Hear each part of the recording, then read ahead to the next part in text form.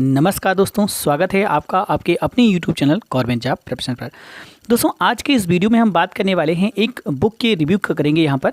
और दोस्तों ये बहुत ही जो है बुक जानी पहचानी बुक है। आपका ये स्पेक्ट्रम का आधुनिक भारत का इतिहास की बुक है और ये इसका जो संशोधित संस्करण है यानी कि जो नया संस्करण है 2020-21 का, उसके बारे में यहाँ पर हम इसका रिव्यू करेंगे और देखेंगे कि ये बुक कैसी है और इसमें कैसे कैसे चीज़ों को बताया गया है। और दोस्तों यहाँ से मैं नई सीरीज भी स्टार्ट करूँगा कि आपको यहाँ पर बुक के रिव्यूज़ मिला करेंगे। तो आप लोग हमें कमेंट बॉक्स में बता दिया करिएगा कि आपको कौन सी बुक का रिव्यू चाहिए। जैसे आप कोई बुक खरीदना चाह रहे हैं, आप जानना चाह रहे हैं उसकी रिव्यू के बारे में कि वो कैसी बुक है, तो उसका रिव्यू मैं ज़रूर करूँगा। तो आप लोग अपना कमेंट बॉक्स में आप उस बुक का नाम लिख सकते हैं ताकि मैं उस बुक का आपको रिव्यू करके दिखा सकूँ। तो दोस्तों आज के इस वीडियो लेक्चर में हम यही आधुनिक भारत का इतिहास यानी कि स्पेक्ट्रम की ये जो बुक है इसी का रिव्यू करने वाले हैं। और आप लोग यहाँ पर देख सकेंगे इस बुक को, यहाँ पर देखेंगे आधुनिक भारत का इतिहास, ठीक है। और इसके जो लेखक हैं वो हैं राजीव अहीर और ये जो हैं एक IPS हैं। और ये बहुत ही अच्छी बुक है, मैंने इस बुक को ऑलरेडी पढ़ा है और काफ़ी अच्छा जो यहाँ पर इसमें चीज़ें लिखी गई हैं।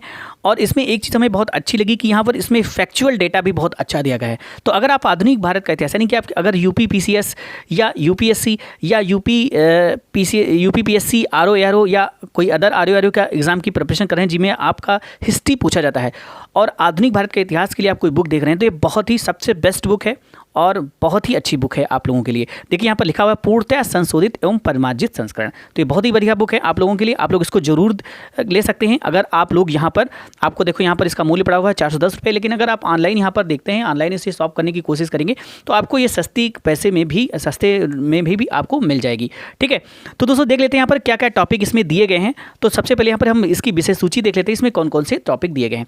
तो सबसे पहले दोस्तों जैसा कि यहाँ पर आप लोगों को दिख रहा होगा कि यहाँ पर मैं आप लोगों को दिखा देता हूँ कि इसमें देखिए जैसा कि आप लोगों को दिया गया है, यहाँ पर सबसे पहले आपको दिया गया है कि इकाई स्रोत एवं उपागम, ये यहाँ पर आपको दिया गया है, इस बुक में बताया गया है, ठीक है। तो ये आप देख सकते हैं और बाकी सारी चीज़ें यहाँ पर आप लोग देख पाएंगे। स्रोत और उपागम में मतलब कि यहाँ पर बताया गया है कि जो हमारा भारतीय इतिहास है उसको किन किन स्रोतों से उसका कलेक्शन किया गया है और कहाँ कहाँ से उसको लिखा गया है, ये सारी चीज़ें इसमें बताई गई हैं। तो ये आप लोग यहाँ पर देख पाएंगे, ठीक है। और उसके बाद यहाँ पर अगर आप देखना चाहेंगे तो आगे भी यहाँ पर देखिए जो आपका दिया गया अध्याय 2, इसमें दिया गया है कि आधुनिक भारतीय इतिहास लेखन के प्रमुख उपागम, ठीक है।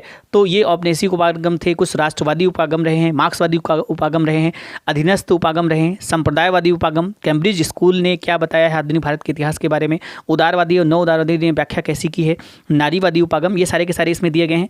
साथ में उसके बाद इकाई 2 यहाँ पर स्टार्ट होता है, इसमें यूरोपियों का आगमन एवं ब्रिटिश शक्ति का सुदृढ़ीकरण, ठीक है। और इसमें अध्याय में देखिए भारत में यूरोपियों का आगमन और ये सारे पुर्तगाली आए, फिर डच आए, उनके बारे में पूरी जानकारी दी गई है। आपको बिल्कुल कहानी की तरह चीज़ें बताई गई हैं। लेक अंग्रेज, फ्रांसीसी आए, फिर ये सारी की सारी जो भी लोग आए यहाँ पर सबको बताया गया। अध्याय 4 यहाँ पर ब्रिटिश विजय के समय भारत की स्थिति कैसी रही, उसके बारे में, मुगल साम्राज्य का पतन हुआ, स्वायत्त क्षेत्रीय राज्यों का उदय हुआ धीरे धीरे, फिर सामाजिक आर्थिक दशाएं और ये सारी चीज़ें यहाँ पर बताई गई हैं।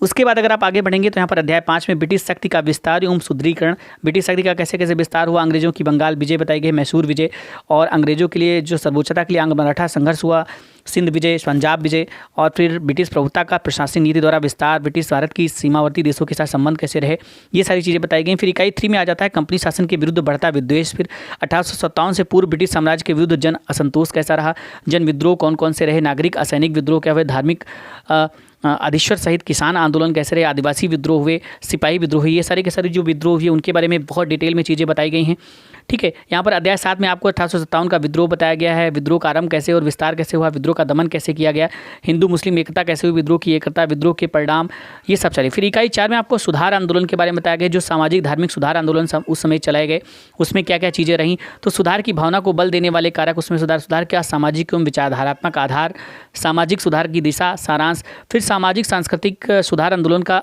अवलोकन, ये सारी चीज़ें बताई गई। इस तरह से यहाँ पर ये सारी चीज़ बहुत ही अच्छे से यहाँ पर देखिए भारतीय राष्ट्रीय कांग्रेस की स्थापना एवं उदारवादी चरण, ये नरमदरी कांग्रेस और ये सारी की सारी चीज़ें बहुत ही अच्छे से बहुत डिटेल में चीज़ें दी गई हैं। और सबसे अच्छी बात यहाँ पर देखिए इसमें सारे के सारे अध्याय जन राष्ट्रवाद के युगारंभ, यहाँ पर देखिए आपका साइमन कमीशन का विरोध और ये खिलाफत एवं असहयोग आंदोलन अध्याय 16 और इस तरह से अध्याय 19 में आपको बताया गया है सविनय अवज्ञा आंदोलन एवं गोलमेज सम्मेलन, अध्याय 20 सविनय अवज्ञा आंदोलन के पश्चात भविष्य की रणनीति पर बहस, फिर प्रांतों में कांग्रेस शासन। और इसी तरह से आगे बढ़ते हुए यहाँ पर आप लोग देख सकते हैं कि इसमें जो है अध्याय 26 और ये सारे के सारे अध्याय आप लोग यहाँ पर देखेंगे और टोटल यहाँ पर आपको अध्याय आपको दे दिए गए हैं। देखिए यहाँ पर अध्याय 39 यानी कि 39 अध्याय दिए गए, नेहरू के बाद के भारत के भी बारे में यहाँ पर बात की गई है। तो ये काफ़ी इंपॉर्टेंट है जो लोग यूपीपीसीएस की तैयारी कर रहे हैं, और यूपी अगर आप आरओ की भी तैयारी कर रहे हैं यूपीपीसीएस के लिए, तो भी बहुत ही महत्वपूर्ण ये बुक है आपकी हिस्ट्री के पढ़ने के लिए, हिस्ट्री के माध्यम के लिए आपकी बहुत ही अच्छी बुक है। तो यहाँ पर देख सकते हैं आधुनिक भारतीय इतिहास के स्रोत। और सबसे अच्छी जो चीज़ दोस्तों यहाँ पर इसमें हमें ये लगी कि इस बुक में जो है फैक्चुअल डेटा बहुत अच्छे से दिया गया है। आप अगर सिंगल एग्जाम्स की भी प्रिपरेशन कर रहे हैं, इवन आपका हिस्ट्री पूछा जाता है तो आपका क्वेश्चन इससे बाहर से नहीं जाएगा। और सबसे अच्छी बात इसमें जो हमें ये लगी कि इसमें जो सारांश दिया गया है, इसमें देखिए हर एक टॉपिक जो अध्याय है और हर एक अध्याय के बाद उसका एक सारांश दिया गया है, और उसके सारांश में जितने भी फैक्चुअल डेटा उससे रिलेटेड हैं वो सारे के सारे फैक्चुअल डेटाज आपको वहाँ पर मिल जाएंगे। जैसे कि यहाँ पर देखिए आधुनिक भारतीय लेखन के उपागम, उसका सारांश। फिर देखिए यूरोपियों का आगमन एवं ब्रिटिश शासन का सुदृढ़ीकरण, इससे आपको बताया गया पुर्तगाली कैसे आए, डच कैसे आए, अंग्रेजों ने कैसे शासन किया, क्या हुआ, कैसे कैसे आए। फिर उसके बाद सारांश में देखिए 1498 वास्को डी गामा या कालीकट में, 1503 में दोबारा फिर से जो है वो कोचीन में दुर्ग स्थापित किया पुर्तगालियों ने, अपना पहला दुर्ग 1505 में पुर्तगालियों ने भारत में अपना दूसरा दुर्ग कन्नूर में स्थापित किया, और उसी समय फ्रांसिस्को अल्मीड़ा को भारतीय क्षेत्र का गवर्नर भी बनाया गया। तो इस तरह से यहाँ पर सारांश के फॉर्म में भी सारी चीज़ दी गई ताकि आपका फैक्चुअल डेटा भी पूरा अच्छे से यहाँ पर कवर किया जाए। तो ये था दोस्तों छोटा सा इस बुक के बारे में डिस्क्रिप्शन, ताकि आप लोग इस बुक को अच्छे से पढ़ें और इस बुक को अच्छे से जान पाए। तो हमारी समझ से बुक बहुत ही अच्छी बुक है, स्पेक्ट्रम की बुक आपका आधुनिक भारत के इतिहास के लिए। और इसका जो नया एडिशन है आप लोग देख सकते हैं, इसमें ये सारी चीज़ें यहाँ पर दी गई हैं, तो ये बहुत ही अच्छी बुक रहने वाली है। तो दोस्तों इसी के साथ हम अब अगले वीडियो में, अगली सीरीज़ में आपको महेश वर्डवाल का जो नया एडिशन है बुक का ज्योग्राफी का, उसका हम लोग यहाँ पर रिव्यू करेंगे। तो आप लोग इस वीडियो को ज़्यादा से ज़्यादा शेयर कीजिए, और साथ में कमेंट बॉक्स में अपनी बुक भी बता सकते हैं कि आप कौन सी बुक का रिव्यू चाहते हैं, ताकि उसका भी बुक आपका रिव्यू मिल जाएगा। तो मिलते हैं नए रिव्यू के साथ, तब तक के लिए थैंक्स फॉर वॉचिंग।